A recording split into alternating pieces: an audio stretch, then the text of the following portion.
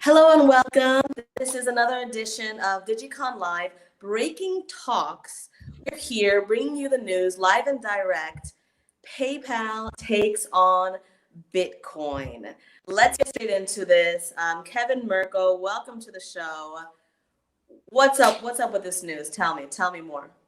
Well, hey, ChristyAna, nice to be here. So, yeah, PayPal. Well, I can remember, actually, I think somebody posted recently on Twitter a photo from back from 2012.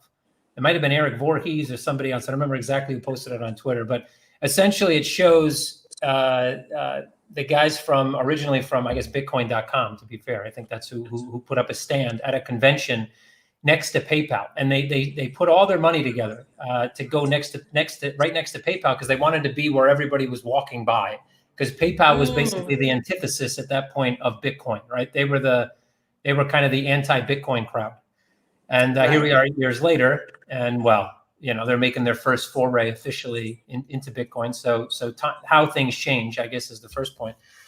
So yeah, news. As far as the news goes, so PayPal announced that it was going to allow their clients, 330 million people, by the way, to gain access to buy, hold, and purchase items with Bitcoin on the PayPal platform. Now, they're not allowing you to actually bring Bitcoin from outside of PayPal and deposit it. You're not getting a wallet address per se, or an address on the Bitcoin network. You're also not able to buy Bitcoin with PayPal and then withdraw it to an outside address. So it's a closed loop system. But what it's doing is it's giving access. Look, at the end of the day, people in the know, whether that be me, you, or any of like the really cool techie and nerds and all these things and all these guys that deal with PayPal, even some of the financial guys that are really all about not your keys, not your crypto. This idea of not owning the keys is no issue to the vast majority of the populace, because the vast majority of the populace is simply seeing Bitcoin as a speculative way to make money. They're seeing, news that JP Morgan says it's going to triple, for example, or could triple. They're seeing CNN, the BBC, and all these news that are talking about how Bitcoin price has gone from literally zero to a high of 20,000 and now back up towards 13,000 in only 10 years. And the only thing they really care about is the possible money they could make by investing in it. They could care less about the keys, how it works, how it functions, ledger, hardware wallets, paper wallets, seed phrases. None of that stuff makes any difference to the vast majority of the mass populace. So in that way, PayPal's opening the door, literally the biggest door so far, because 330 million users, for people around the world to gain access for the first time and experience, at least from a speculative angle and an e-commerce angle, what Bitcoin is, what crypto is. It's not just Bitcoin, let's be fair. It's Bitcoin. I think they are opening the gates to basically the top 4 or 5 majors, which is Bitcoin, Ethereum, Bitcoin Cash, and maybe XRP, if I'm not mistaken. But Kevin, but this is the thing. Now, are people going to actually own their keys? Are they going to be able to send their Bitcoin from PayPal anywhere else? No. So they can send it somewhere else, as long as that is to a merchant account on PayPal, or someone else that has a PayPal account. So you'll be able to buy Bitcoin on PayPal, or at least buy a representation of Bitcoin. To be fair, whether they're actually purchasing physical Bitcoin, they're purchasing a hedging contract against synthetic Bitcoin, whichever way it goes, I guess to the end user, that doesn't really matter. But in reality, you're purchasing kind of rights to a Bitcoin, or rights to the value that the Bitcoin represents in US dollars or euros. And so you're going to see on your PayPal balance, Bitcoin 1, let's say, and probably some indicative balance like USD 13,000, whatever, Euro 11,000, whatever. So you have an understanding of what that Bitcoin means in terms of your fiat value. And you can transfer that to another person who has a PayPal account. So that could be a merchant, maybe you're buying something, could be a friend, maybe you owe a friend some money. But it's never going to leave, at least now, this is how it's currently structured. It's never going to leave the PayPal ecosystem. So you can't send it to an address on the Bitcoin network, for example, and you can't receive Bitcoin from outside of PayPal. It has to be within their own ecosystem. Interesting. Now, we do have another guest coming on, Daniel from Ternio. Before we get into the nitty-gritty on what this is going to mean for the ecosystem, for the industry, let's get a little bit on the details of Paxos. So who's Paxos? Left field. They struck this deal with PayPal. Did we see it coming? Did we know this was a budding? What was your ear on the ground? So I can't say that I would have picked Paxos. I wouldn't have picked Paxos if I had a choice to pick somebody who possibly might partner with PayPal. They wouldn't have been my first choice, that's for sure. But when you look at it, Paxos has been around since I think 2015. They started out under the name, give me a second, ItBit. ItBit was their name back in 2015. They came out with probably one of the best managed US dollar stablecoins that exists, the Paxos USD stablecoin called Pax. While it might not have the circulating supply of a Tether, or to be honest, even USDC, I think, the way they set it up is probably the best structured stablecoin that we've seen. It's set up with an actual regulated trust. There's automation between the underlying accounts that are held at tier 1 banks and the actual Paxos that's minted. It's actually quite a unique system, and it was done quite well. The reason why they're probably not as big as USDC, and I guess they're closer to the USDC, let's say, circulating supply than they are to Tether, that's for sure. And that may be obviously because Circle and Coinbase have done a great job of integrating USDC into their own platforms, and then obviously seeing it get adapted by other exchanges. But at the same, and then Tether was just really good at, I don't know, getting Chinese who wanted to evade tax. And that was kind of its claim to fame, at least initially. So Paxos created probably one of the best stable coins. They're one of the more regulated firms in the US when it comes to, well, they're probably the only regulated firm in the US aside from Coinbase and Circle that have a stable coin. And I think I don't know exactly if there's any connection between anyone at PayPal and, let's say, people that sit on the board or perhaps the founders of what was ItBit and what is now Paxos. But what's interesting is, and I think where the connection might come into play, is that PayPal, rather than going down the line of acquiring any full-scale licensing to offer crypto, what they did was they went to New York State and they acquired the first ever conditional bit license.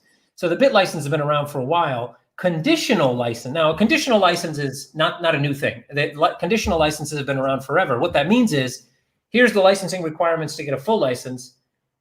You don't have to follow these particular requirements, but you have to follow these particular requirements, and we'll give you a conditional license. We'll allow you to do some things, and you can't do other things, but you also don't need to actually meet all the requirements.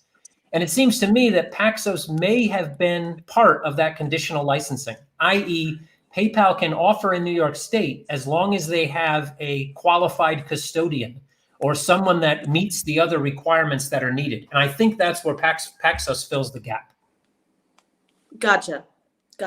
Well, we did see Wences Cázares join the board a few years ago in PayPal. He's the CEO of Zappo. So I think I guess we did see signs of this coming to fruition, but like you said, it took years upon years. I think PayPal was big enough where, I mean, you get complacent when you're that big. And not only that, for all of us in the industry that want to think that, 10 years ago, we knew Bitcoin was going to be, or crypto was going to be the next big thing.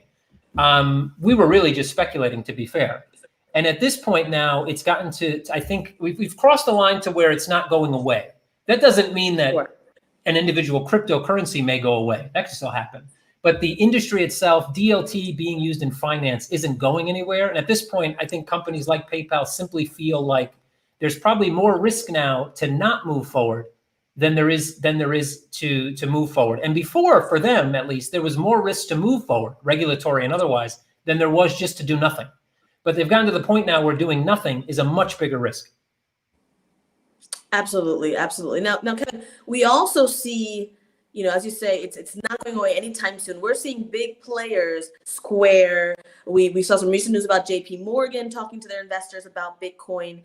Now, this is on the institutional side, all this buying and adding liquidity to Bitcoin. But PayPal, I guess, would be the first B2C type player to open up the rails.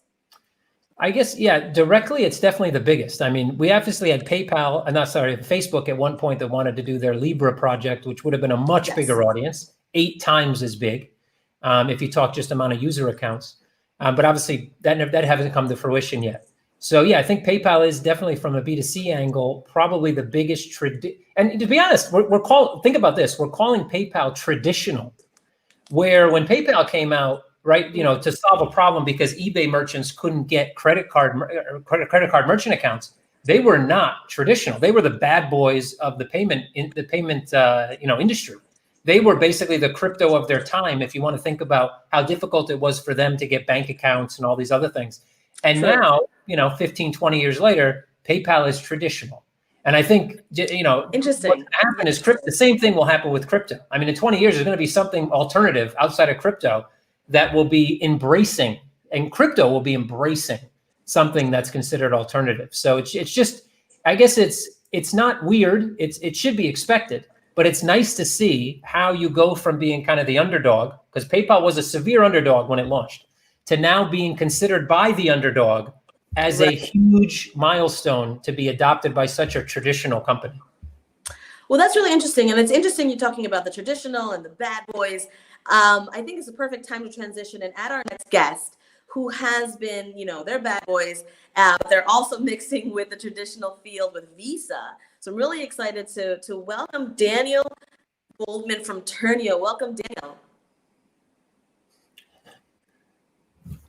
Did I not hear? Can you check your audio, Daniel? There you go. Can you hear me now? Yes. Perfect. Yes. Sorry about Welcome to Breaking Talks. What's going on? Oh, it's so good to see you. Just first of all, thank you for coming. And you just had recent big announcement. We would love for you to share that news here on the show. Yeah, no, I mean, we're really psyched up about it. We're a Visa Fast Track enablement partner now. And that's a really big deal because it just goes to show the commitment that Visa as an organization, which has been very forward thinking, has relative to their understanding of the industry and where things are headed with blockchain and cryptocurrencies. And so for us, how that effectively works is that a fintech that is looking to have something, we'll just call it crypto enabled, right? Something that's interoperable where cryptocurrencies and blockchain kind of coexist and work with the traditional debit cards, bank accounts, all the traditional payment processing, and we provide that capability. So if a company is approved by Visa, then they'll send them to us, and that puts us in league with some really big players like Stripe, Marqeta, Green Dot, Netspend, multi-billion-dollar companies, Galileo, and Ternio. And so we're very pumped about that and what that's going to mean for BlockCard, what that's going to mean for the entire industry. Amazing. That's great to hear. And I would love to hear, Kevin, you have your exchange, CoinMetro, and it's hard for me to get you to talk about it. But it'd be great since we have both of you here in the payment rail space. Now, what do you see that this announcement, what difference is going to make, one on the consumer side and one on the other businesses within the industry? Is that for me? Or is that for Kevin? You go ahead, Daniel. I'll try to fill any holes that you might leave. If you don't leave any holes, then I have nothing to say. So that's my man. I think Kevin spoke well, as he always does, very eloquently about understanding what it's going to do and all of that. They're kind of dipping their toe into the water in a way that is not full-fledged, it's not full force. You can't do all the stuff we would normally expect. If you're a crypto holder, it's going to be very disappointing to you from a standpoint of from a user experience, because you really can only go in there. It's like Kevin said, a closed loop system. But that being said, what it's going to do is going to do several things. It's going to obviously be an entry point. It's the gateway drug into crypto for the normal people who are just trying to learn about it, and in a way that maybe they're not comfortable with their own keys, and they can make a lot of mistakes and all of that by losing their crypto. But it's also going to put a tremendous amount of pressure beyond that, which is already exciting enough, and what that'll do for something like Bitcoin prices and all of that, because of supply and demand. It's going to put a tremendous, it already is, putting tremendous amount of pressure on everybody else in the banking system, because nobody wants to be first. But now that PayPal, which is already an 800-pound gorilla in the space because they're direct to consumer and they are global and they are such a well-known brand that you can pay for pretty much anything with PayPal online, every other bank in the country / world is basically saying, what's our strategy and how we're going to solve for this? So I really do think it's like they're so big. There are already other large banks that were kind of delving into it, but PayPal is going into it with such, even with that small amount, like very narrow focus of what they're going to allow for.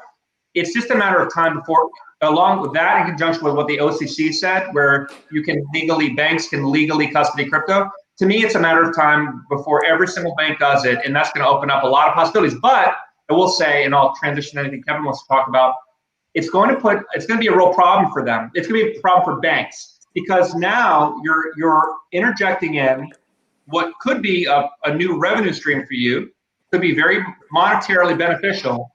But when people start to take advantage of the actual technology and have their own wallets, you got a real problem if you're a bank, because you already have this decline in sort of services or money you're making as a bricks and mortar bank. And what you're going to see is an acceleration, I think, towards digital services. And you're going to see an acceleration away from people wanting to pay fees, because they're going to basically say, well, I don't need to use a bank because I can just do it all myself and custody my own crypto. Anyway. Absolutely. Yeah. Absolutely agree. I was having a discussion in the office yesterday, the day before, about CBDCs and how we think that CBDCs are going to roll out, and what type of protections are there going to be? How are banks actually, obviously you don't need a bank, but then there has to be some governance layer, I would assume, from the government, that you can't just start receiving massive amounts of third-party money into your CBDC wallet or address. So starting to build out from that, I fully agree. The only thing banks are good at is loaning more money than they have on their balance sheet. I mean, that literally is what banks are good at. And I guess, with fractional reserve, they may try to do the same thing with digital money, especially if we still have the same monetary policies we currently have in place. But from a direct to consumer, I agree 100%. I mean, PayPal, as I said, PayPal used to be the underdog, and now they're, a massive traditional marketplace. And they could have done less. Let's be clear. They could have just allowed you to buy and then sell back to them the same Bitcoin without allowing you to transact with it on their own platform. Something like Revolut does, for example. Like you can buy crypto on Revolut, but you can't send it to anyone, not even inside the same system. It only stays with you, and then you can sell it back. So they did go one step further, I think, than probably what many in the traditional space might have thought they were going to do. So I think they are trying to be progressive, but I would almost guarantee that the reason why they made it closed loop, one, is because initially regulators probably wouldn't have signed off on something that would allow it to go outside of that ecosystem, because to many regulators, the fact that it can leave and obviously go to pseudo-anonymous, but anonymous addresses provides them, that's the thing that regulators have nightmares about, literally, because they don't understand the technology, and they fear that if the funds move off of the ecosystem, there's now somehow a heightened AML risk. In reality, there isn't, because the data points that exist on chain are so far better than the data points that exist in traditional finance that there's really less AML risk in many ways. But yeah, I wholeheartedly agree. I think it's going to put a lot of pressure on incumbents in this space, in the traditional space, to now have a plan. Tomorrow, literally the day after that announcement, as Daniel said, I'm sure there was a lot of board meetings where some old guy in the room said, "What is our Bitcoin strategy?" And then a bunch of people were just running around, trying to getting coffee and, I don't know, like messing around with their phones because they didn't have an answer for what the so yeah, I think it's a good step forward, even though, like Daniel said, if you're a crypto junkie, you might be upset, but crypto junkies, rest of the world. Yeah. So it's still a big opening that wasn't there before.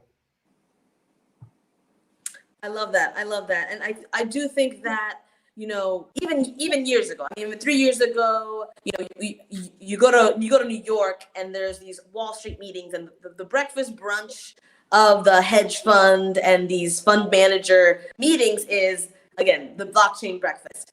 What are we doing with Bitcoin? What's the strategies? And the fund managers are sweating because they want to add Bitcoin to the strategy, but they're kind of scared. So on that note, so where's it going to go with understanding of Bitcoin as an investment and not just having it on the platform? Do you think there's still, what can be done from now until then to get users to understand what Bitcoin is? Is it an asset? Is it an investment strategy? What is it? How can people grow from here? Go ahead.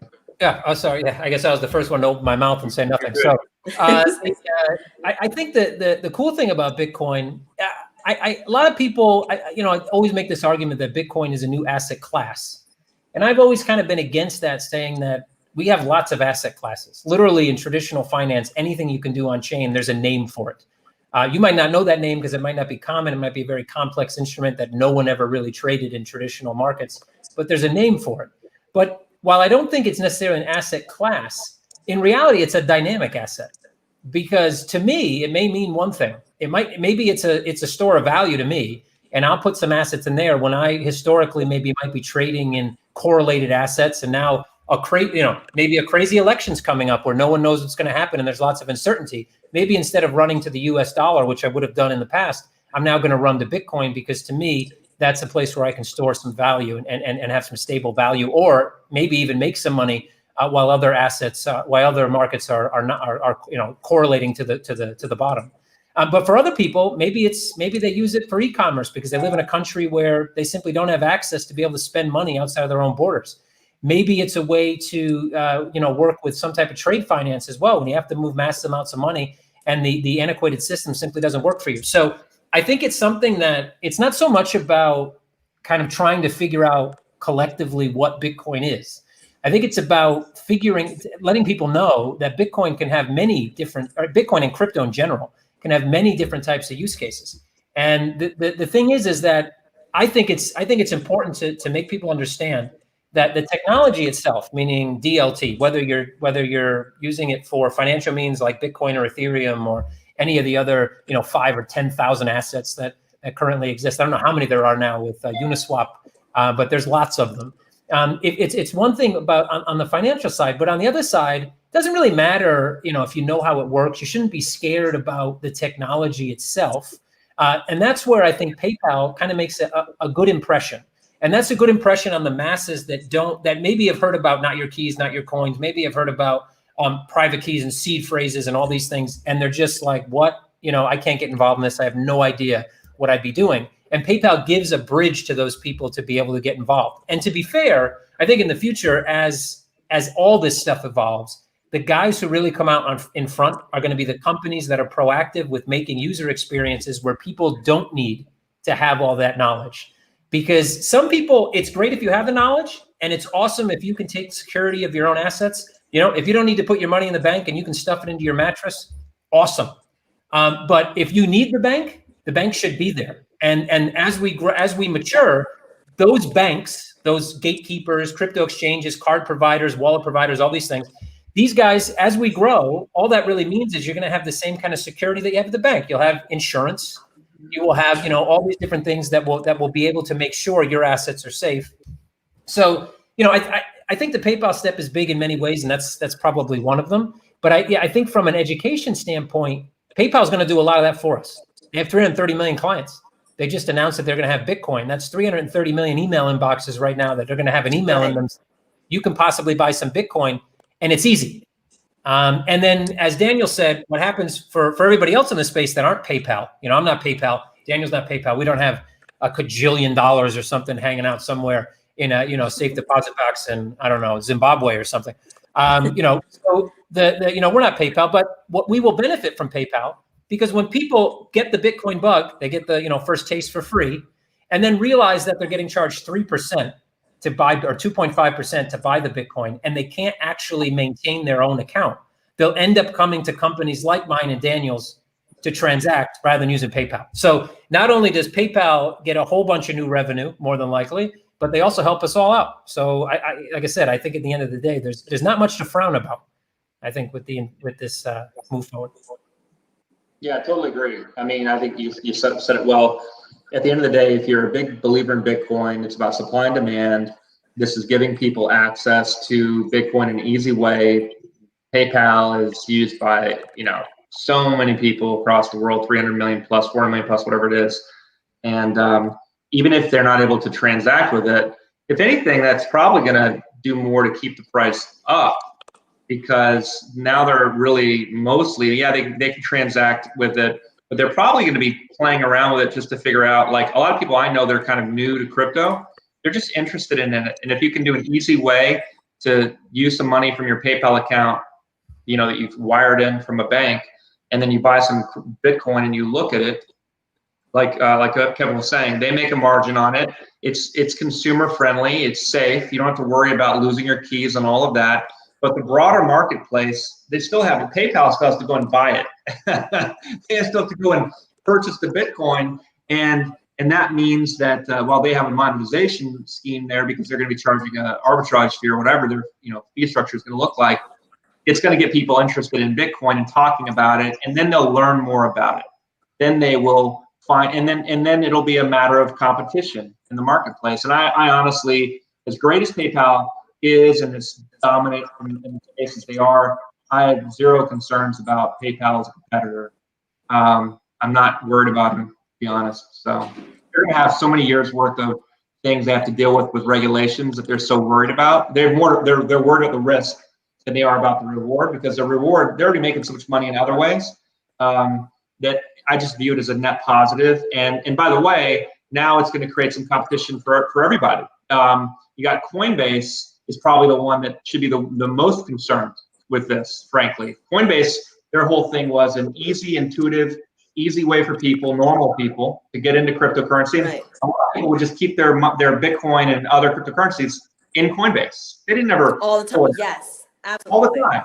So PayPal is a close, even though Coinbase gives you much more to do than that. If I'm Coinbase, I'm probably feeling the most threatened out of anybody in the industry versus somebody like Kevin or us. Yeah, that's a good point, Daniel. Because the other thing is, I mean, Kevin, you mentioned people hearing about not your crypto, not your keys, not your crypto. No, they're not. I mean, I think that's a whole nother level of Bitcoin person. The normal hasn't even heard that. What's a key? What's an address? You know, I asked my brother to get some Bitcoin because I'm traveling, and I sent him my address, and I just thought he knew how to send it. And he's like, "What do I do with all those numbers and 6 symbols? What's that?" You know. So it's basically, I do think, like Daniel said, that the Coinbasers, right, the ones who started there, who they keep all their coins inside Coinbase, and they're like, "Wait a second, I can do it in PayPal. I used to not, I use PayPal all the time. Let me just start buying it there. Let me just start doing everything there." So that is a good point. I think Daniel went to get his charger, by the way, in case you're wondering. But I think Daniel made a really good point there that I hadn't thought of before, which is that Coinbase, and he's right. Coinbase's kind of whole claim to fame was, this is easy. We're the guys to get it done easy. You can just send your US dollars in, but Coinbase also charges an exorbitant amount of fees for that ease of access. And PayPal is also going to be charging a very similar fee structure, but PayPal's probably going to be much easier for many more people simply because they already have a PayPal account. Most people, well, a good percentage of people in the world have a PayPal account. A good percentage of the people in the world do not have a Coinbase account.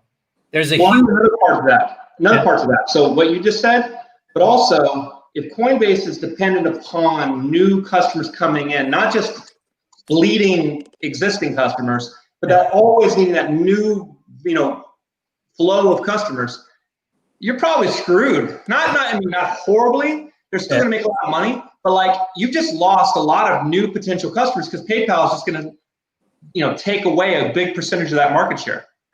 Exactly, and most people, I think, if you ask most people that have a high level vision of what Bitcoin, don't really know what Bitcoin is, but yes, and what's Bitcoin? They're either going to say it's an investment because it goes up in value, or I can spend it on stuff.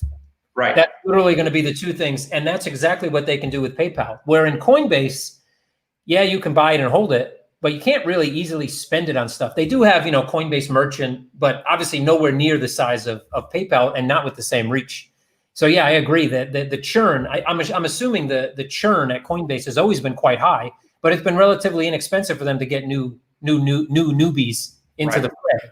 And it's going to become much more expensive, especially once PayPal starts throwing out the PayPal marketing money on newbies. Yeah. You're right. And so, like we are dependent upon newbies, right?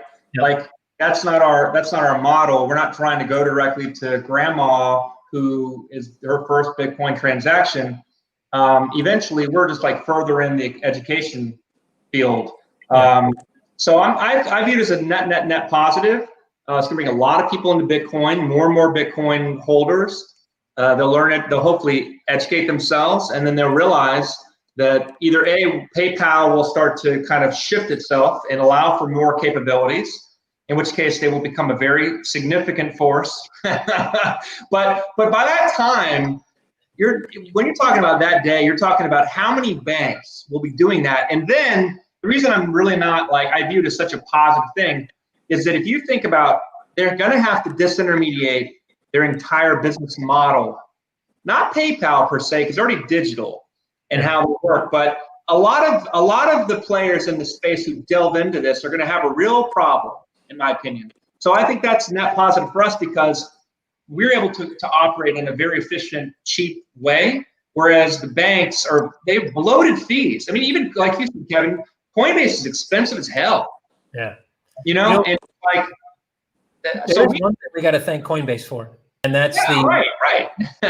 No. Outside all that, there's one thing we got to thank Coinbase for, and that's the office of their head of legal that ended up going to the OCC. If it wasn't for the journey that guy took at Coinbase, I think a lot of things we've seen happen in the last 3 or 4 months, especially the last 3 or 4 months in the U.S. when it comes to allowing banks to hold custody, even the PayPal deal. To be fair, I bet you that guy or his policies, or the fact that PayPal was now seeing that there was someone proactive enough inside of the U.S. regulatory kind of chain to where they would expect to see more and more progressive kind of stances. That's the reason why we're starting to see all this news. So thank Coinbase for training at least one of your employees to the extent that he believes.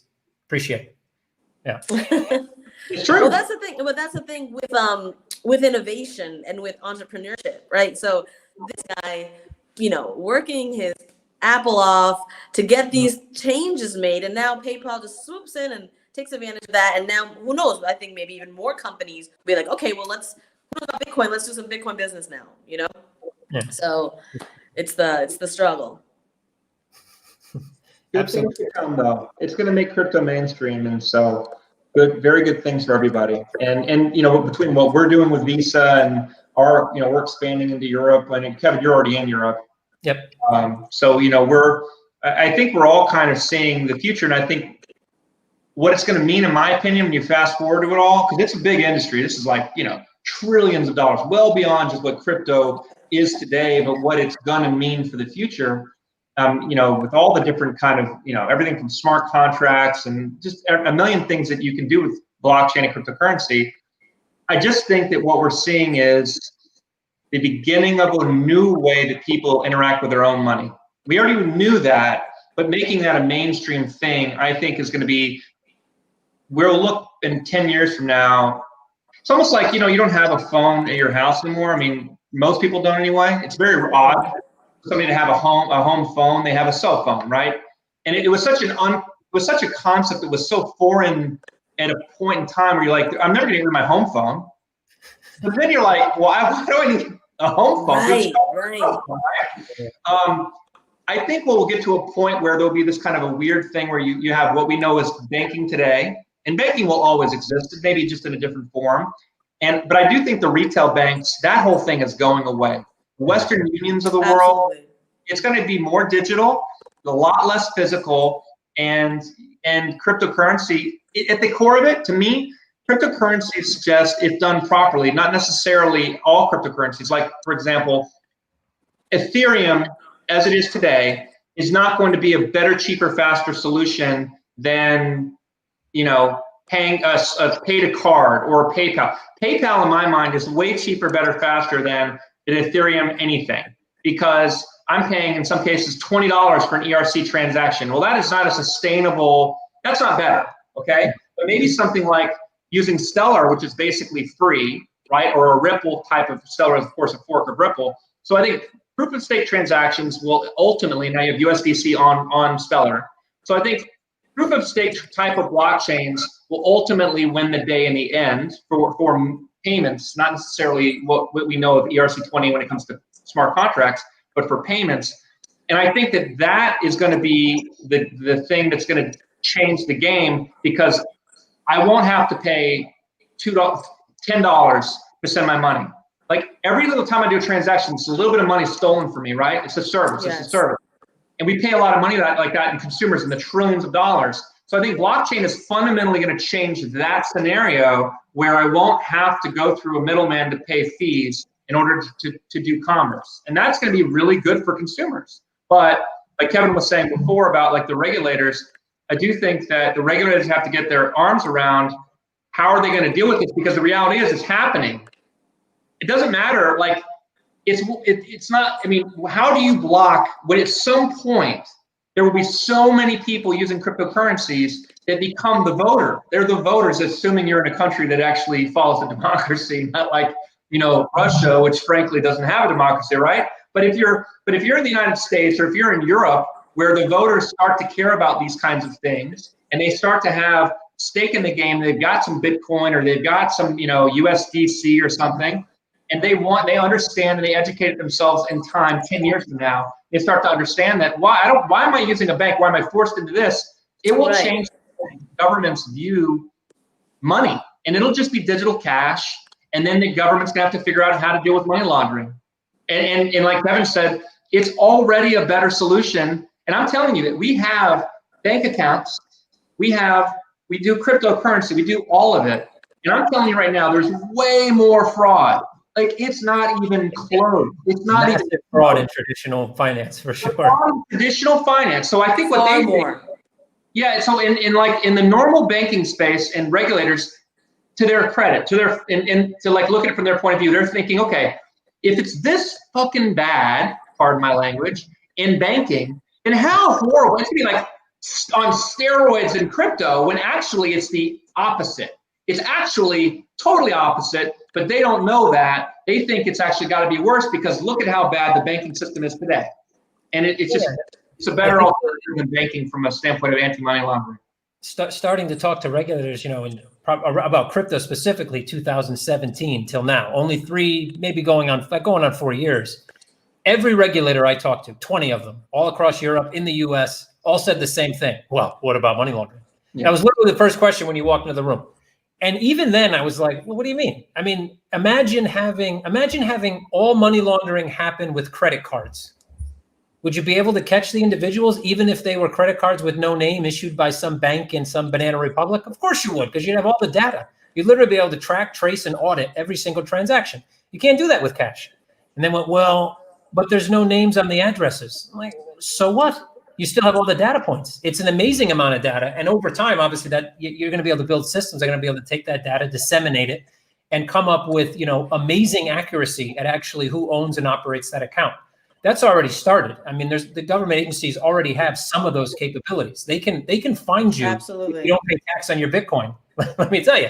Now, whether they actually do it for you specifically, you watching that has your Bitcoin that hasn't reported it, I don't know if it's going to be you, but they definitely have the capabilities. And so we're now seeing, and 100% regulators. I think what regulators are still worried about, you know, regulations in their entirety are built on one thing. Doesn't really look that way, but they're built on trust. The whole regulatory system with intermediaries and then gatekeepers, it's all about creating a level of trust, because you always have a 4-eye or a 6-eye principle. There's never one person clicking a button. You know, you have gatekeepers that check IDs, then they let you into the financial ecosystem, then you can transact with your money, and everybody knows where the money came from, things like the travel rule, all these things, but it's all built on trust. And getting a regulator to understand that you can have a trustless system where you can actually remove the trust, get rid of the intermediary, and actually have a more cleaner, streamlined, cheaper, and actually much, much safer ecosystem is a difficult task. And we've started to do that back from probably, I guess that started 2010, 11, 12, really. But we're just now kind of getting to that point where regulators are starting to see that, yeah, in fact, potentially regulators won't be really needed. It's more, it will be more about legislators creating laws that are then enacted by trustless systems. And this takes away the corruption at the regulator, at the auditor level. I mean, how much corruption is there at the auditors? When's the last time you heard about an auditor not finding something? Like yesterday, basically. Every day. Wirecard, I guess, is the last big one. Yep. Yeah. Right. But auditors are corruptible because they're people. They're humans. If the audit was done by a faceless, trustless system, well, same thing with the regulators. Also corruptible, 100%. but the system human corruptible or isn't as corruptible as a human being. So all that's, I think eventually we get to a point where most bureaucracy is automated. And that could be good or bad, to be fair. Doesn't necessarily mean it's good. Like the Chinese government, they assign an automatic score to you as a human being, and your ability to transact in some places is dependent upon your score.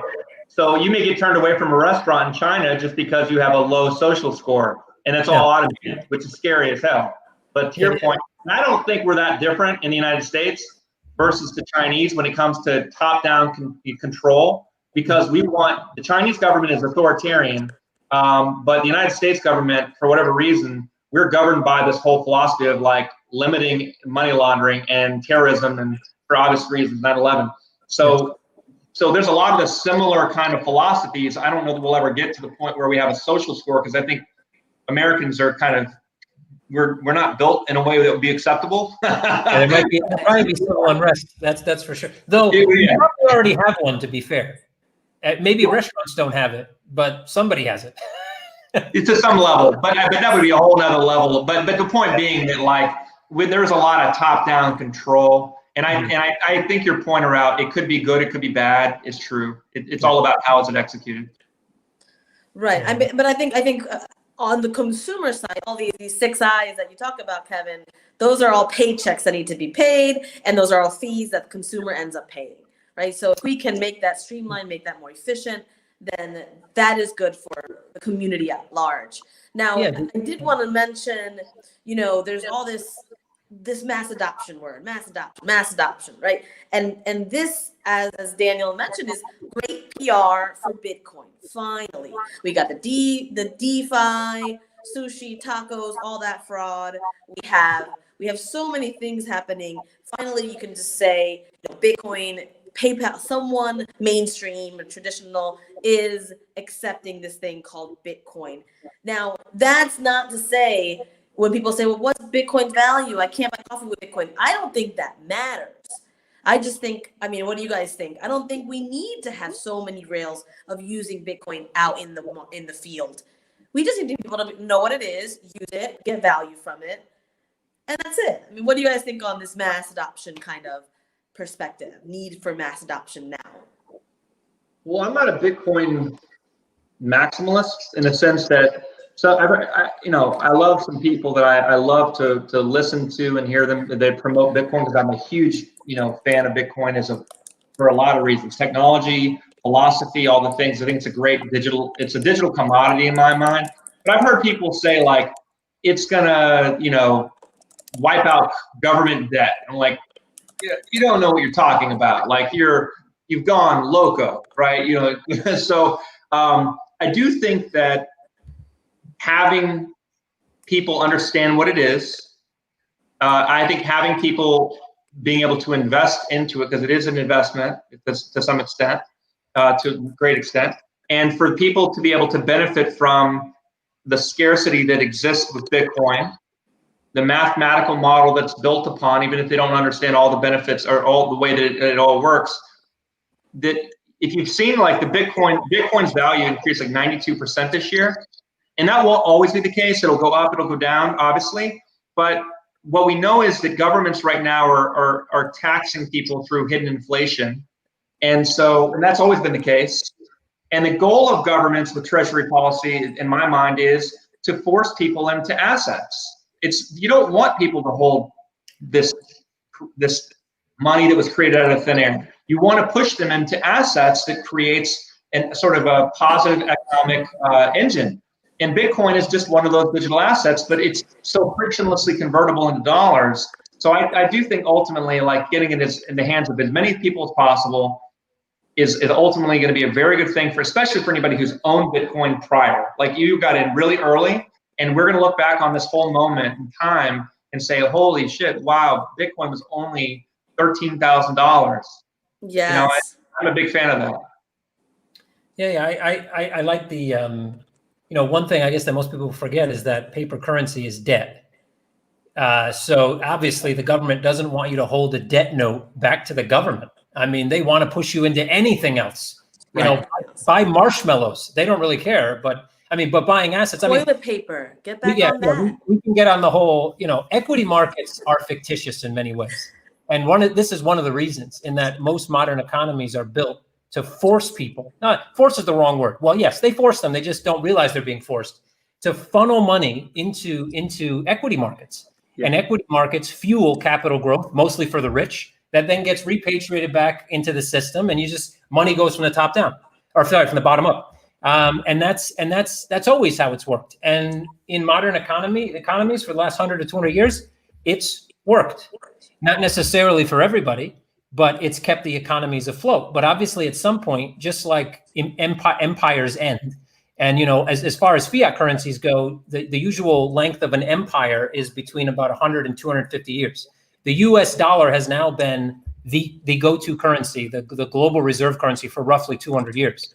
So we're coming. So we're kind of at a perfect storm for economics, right? We have mass adoption starting now. I remember 5 years ago hearing about mass adoption, and at that point, Matt, I think there was like 9 people I knew that might, out of like a Rolodex of 1,000, that knew what Bitcoin was. And now out of that Rolodex of 1,000, most people from traditional finance and things, 858 probably know what Bitcoin is. So I would say to a certain extent, we've already achieved mass adoption. Mass adoption doesn't necessarily mean that everybody in the world is using it, because to be fair, in 100 years from now, probably not everybody in the world will be buying Bitcoin. They probably will be using DLT in some way, shape, or form, and the payment rails and everything else. But I think you can argue that we're already there. We're having companies like PayPal embracing the technology. We're having JP Morgan do a flip, one of the oldest banks and one of the richest banks in the history of the world, now saying that instead of Bitcoin is the devil, it's going to increase by 3x probably in the next X amount of months or years or whatever. So I think in some instances we already got there. I think we should be patting ourselves on the back. We got a lot of more work to do to kind of improve the user experience overall, so that I always do the internet thing, but I'm going to do it because people don't watch all these shows. If they do, I'm so sorry that you have to listen to this again. But I was on the internet in '94. I had a 14.4K baud modem. I was in my mom's basement. I had to run upstairs with a 50-foot cord, plug it into the one phone outlet in the house, run back downstairs into my room. And when I got on the internet, you know what I saw? A blank screen. I had to use DOS prompts and to be able to actually access chat rooms and chat with my friends. And out of everybody I knew, I think 3 people were on the internet. And basically no one else even knew how to get on it. Everybody thought it was a fad. Everybody said, don't share information on the internet. Don't talk to strangers on the internet. They're going to come to your house and stab you in the neck when you're sleeping. All this crazy nonsense. And now, I see 90-year-old women with smartphones, and they're ordering Ubers, freaking getting, they're getting food delivered, because they don't have to understand how it works. They don't have to understand it's the internet. They don't have to connect to it. It's just there. And we are literally 1994, 95 internet when it comes to crypto right now. The guys that are in it and have been in it for 10 years think it's been a long time. We think it's, maybe too late for everybody else. But in reality, it's not even early. We're still almost at the stage where it doesn't even exist for the vast majority of the populace. So what we need to do, Daniel, myself, and everybody else that has a platform in this industry, is push to create those platforms in a way that grandma, years from now, months from now, whatever, literally will have a card. She'll be transacting in Bitcoin. She has no idea, and we don't care. She has no idea. That's the point. She has no idea what she's doing, but it works for her and it's easy. That's the point. Who cares about Bitcoin? Who cares about Ethereum? Smart contracts are great. Bitcoin is great, and it can underpin 1 million other services. I can buy bonds in Bitcoin, but I know I have a bond, or I can buy. This is a digital investment. I don't care that it's Bitcoin. Does this person really care that it's Bitcoin? It makes 90% a year or whatever. Who cares what it's called? And I think that we're in the industry, we get too focused on Bitcoin's awesome, Ethereum's awesome. I'm a Bitcoin maximalist. I'm an Ethereum maximalist. Smart contract. Nobody gives a shit about any of things are called, how they work. Nobody cares. The mass populace could care less. And I think we need to kind of move away from this. These kind of we build these little communities around specific things, and eventually that's all going to go away. Like I said, the internet. Who talks about the internet anymore? You just use it. Nobody really mentions it. It's just there, right? It's almost as if it's a human right now to have internet, literally. Right, and just like you mentioning with the pioneers at Coinbase, it's great. We need the scientists, we need the PhDs, we need them studying proof of stake, proof of work, all that. Go ahead and keep going. And I love, one of my favorites, like Charles Hoskinson from Cardano, IOHK. He's super brilliant, and they're solving problems that nobody else really understands. And that's okay, because they're gonna get somewhere. But the point is, like you said, Kevin, is that again, this kind of leapfrogging situation. Okay, so grandma's using the internet now. She doesn't even know how, but she gets to look at her nephew's photos, and that's all she cares about. Or her grandkids. That's all she cares about. And then in Africa, what are the problems going from non-smartphone owned in Bitcoin? That might happen before the smartphone in certain areas. So yeah, again, the point is of making it simple, making it easy, and focus on solving problems that people actually have, rather than creating problems to solve that no one even understands. Because lots of companies in a nuanced space create a problem and then solve it, where most people don't have the problem. I mean, where people do have a problem is sending a Swift wire for $50 and it takes 12 days. That's a problem. Damn right. Yeah. Yeah, absolutely. Yeah. Very interesting. And so now, we're getting towards the end of the show, and I just like to have a little bit of fun sometimes. We'll play a little game. We call this game Explain It to Mama. And now we're just going to have a different scenario. So now it's January 2021. It's this PayPal Bitcoin release day. And I'm going to give each of you a scenario of the person who got their email from PayPal. Mm-hmm. And they have this Bitcoin thing, okay? And then now you are the sales rep from PayPal that has to explain to this person, wait a second, what's Bitcoin? What's this other option? Tell me, I don't understand. Go ahead, Daniel. I saw you starting already. So you go ahead. It's a digital. So in less than a minute. It's an investment. A frantic call from a PayPal customer saying, wait a second, I just got this email. What's this Bitcoin thing? I don't know what this is. So basically, you can look at it as an investment. It's a digital commodity. It's something that you can purchase that can go up or down in value based upon many different things. Do your own research. But Bitcoin is an amazing transformation in terms of how people interact with their own money, because it has scarcity, which means that there's not a lot of it, which means that the more demand there is for it, ultimately the price goes up. If I worked for PayPal, I wouldn't be able to say any of that. I was just going to say, is this theoretical? The PayPal response would be a lot different. I agree with Daniel. I don't know what you would think. But let's assume PayPal wasn't regulated by anybody, and we could just throw a hard-nosed sales call. So yeah, I would say, let's say the guy's name is Fred, because I need to talk to somebody. So I'm like, Fred, have you ever invested in anything? Name me the best investment you ever made. And maybe Fred comes back with something like, I bought my house back in 1962 for $13,000 on a mortgage. And now the book value is, $245. And I say, wow, Fred, that's a pretty good investment. But what if I told you that 15 years ago, or at this point, well, sorry, not 15, but actually 9 years ago, maybe almost 10 years ago, you would have bought this asset that we're talking about, Bitcoin specifically, and you would have put that same $13,000 into Bitcoin. What if I told you you'd probably be worth $1 billion right now? How would that sit with you, Fred? Does that sound good? Does that sound something like you'd want to be? Does a billionaire sound like more money, more problems, Fred? That's for sure. But you can also solve lots of problems with $1 billion.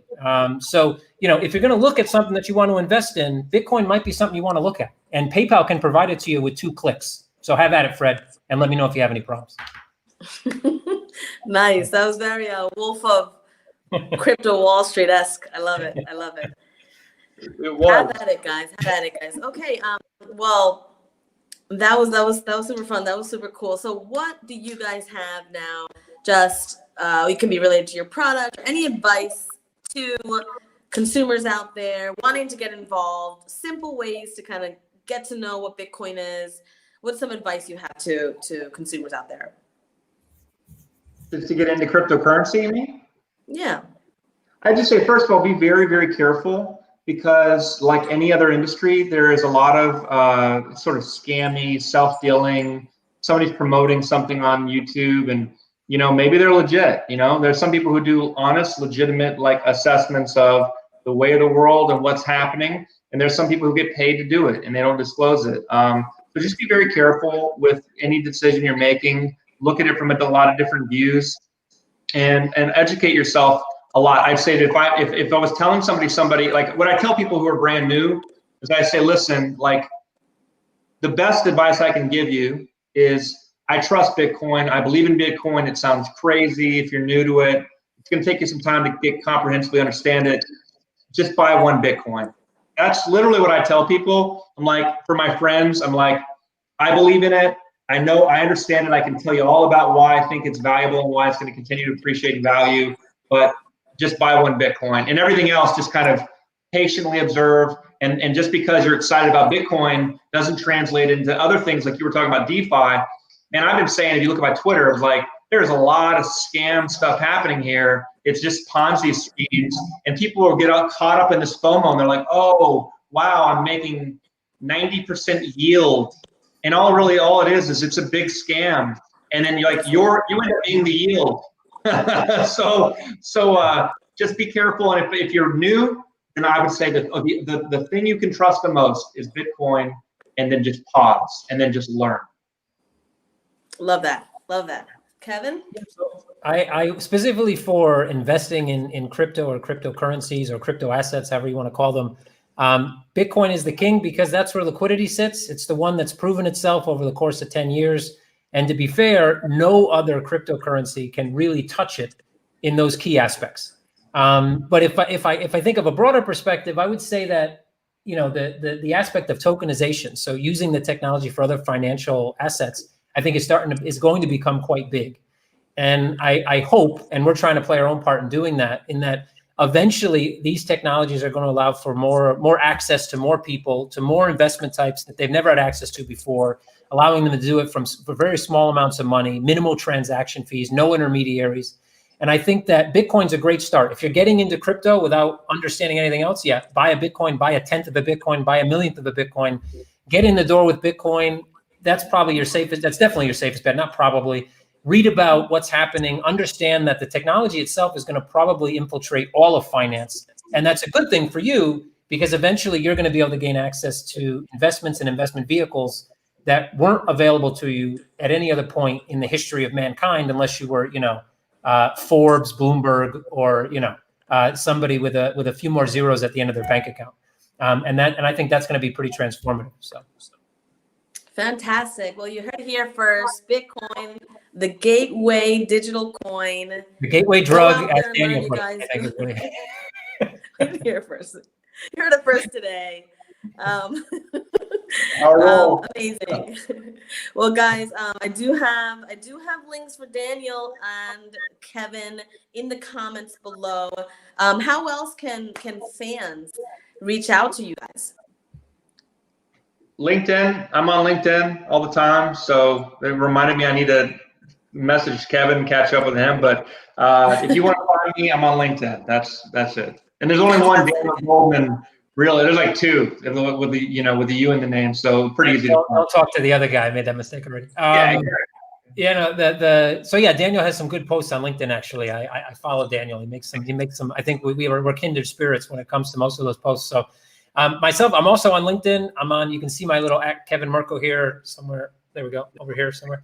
And that also on Twitter and Telegram. So we have one of my companies is a pretty big Telegram community. So I'm on there all the time. I think I'm the only guy that does voice messages on Telegram. I now have about 43 hours worth of voice messages in case you're really bored one day or close to suicide and you just need somebody to talk you out of the hole. That might be a good place to start.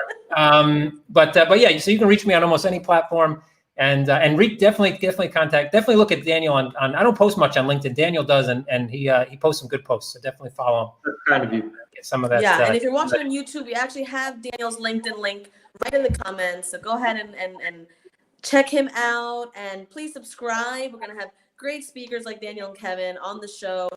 reacting to the breaking news of the tech stream. Thanks again, you guys both, for joining us today, and carry on with the mission. Thank you, ChristyAna. Cheers. Thank you.